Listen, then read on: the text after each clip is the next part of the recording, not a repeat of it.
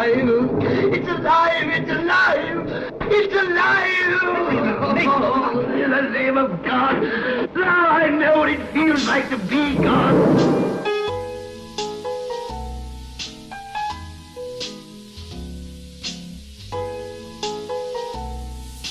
Lighting has the power to transform and manipulate mood in film. We've seen it land with proficiency throughout the years, be it the low-lit scares of The Conjuring, or the high-key brightness of worlds like Wizard of Oz. The way things are lit often subconsciously affect the audience's reaction to something.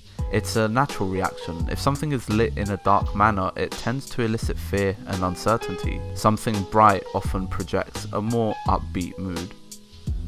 That brings us up to 1931's Frankenstein, a movie I believe to be perfect and an absolute masterclass in lighting sets. But to understand how lighting affects mood in this James Whale directed film, we have to first inform ourselves on the German Expressionist movement. Now, German Expressionism existed as a means of mirroring the grim reality of everyday life. Throughout the 1920s, it influenced German cinema's early masterpieces, particularly Fritz Lang's Metropolis and Murnau's Nosferatu. One characteristic that informed German Expressionism and its style in film was lighting. The aforementioned films are remembered for their darkness, and how that darkness perfectly encapsulates the essence of the movie. Frankenstein, though a Universal Studios film, was clearly influenced by this wave of brooding, atmospheric filmmaking. Even 86 years after its release, the film still flourishes in every single beat, and this is due to the marvellous style of lighting that it employs. You see, more so than simply making a set look dark or bright, it's about what the light tells us about the story, how it affects and reflects the mood of the picture and its audience. This time of night, got too much to do. Wait a minute! From the opening scene, the funeral, we're immediately struck with low-key lighting. On the surface level, it represents the somberness of the event and helps establish an unease.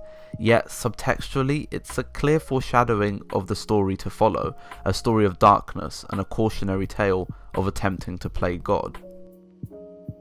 In Frankenstein, bright lighting often represents moments of pause and that of innocence. Meanwhile, darkness is the patron of danger and horror.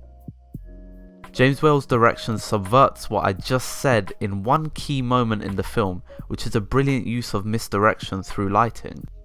To witness the scene, we have to fast forward to the monster's escape from Henry Frankenstein's lab.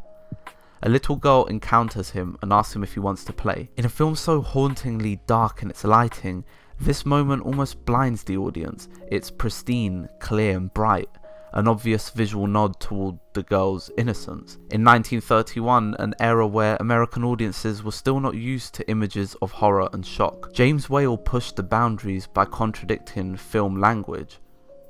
The bright lighting may have made audiences think that this was a moment where perhaps the monster will be humanized, yet he chucks the little girl into the water, effectively killing her. James Whale presents a safety net with the high-key lighting, only to rip it away in one of cinema's most shocking moments. Low-key lighting resembles danger and horror in this film, yet its most outrageously dark scene is set against blinding light.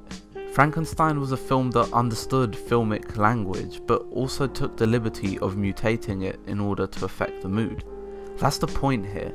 In one scene set against an entire film, you immediately understand the power that lighting has to affect us as an audience as well as the film's tone. What I love most about the film is that there are so many beautiful modern readings of the lighting. In the 30s, it may have been evident that the light was a metaphor for the little girl's innocence, but watching it today, I see it as something that doubles up, something that speaks to the innocence of the monster, something that was born out of darkness.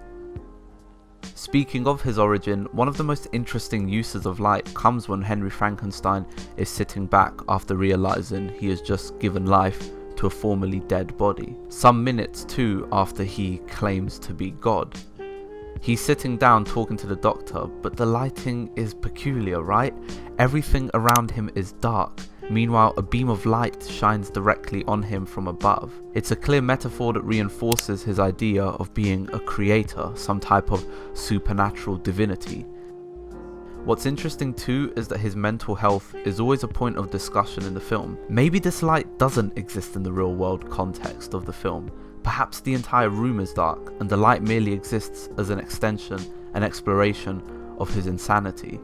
This is a theory constructed merely from the lighting of the film, which clearly emphasizes and shows the power of lighting and how it can inform and bring credibility to a story.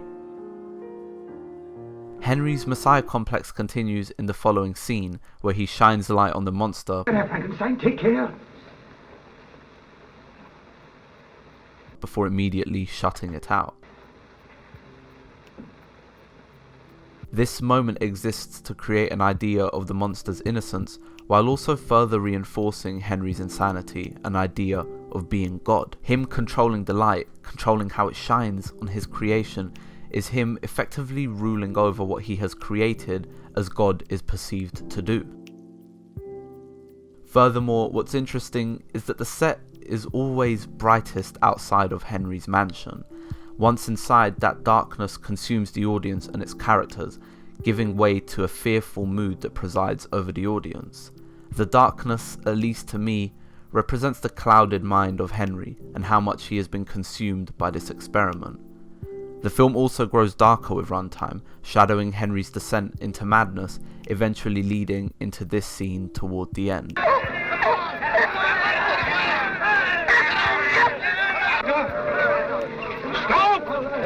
Frankenstein Mountain! The natural nature of the fire here creates a genuine feeling of danger and persecution. The film eventually ends with brightness being restored to the picture via the burning flames of Frankenstein's death.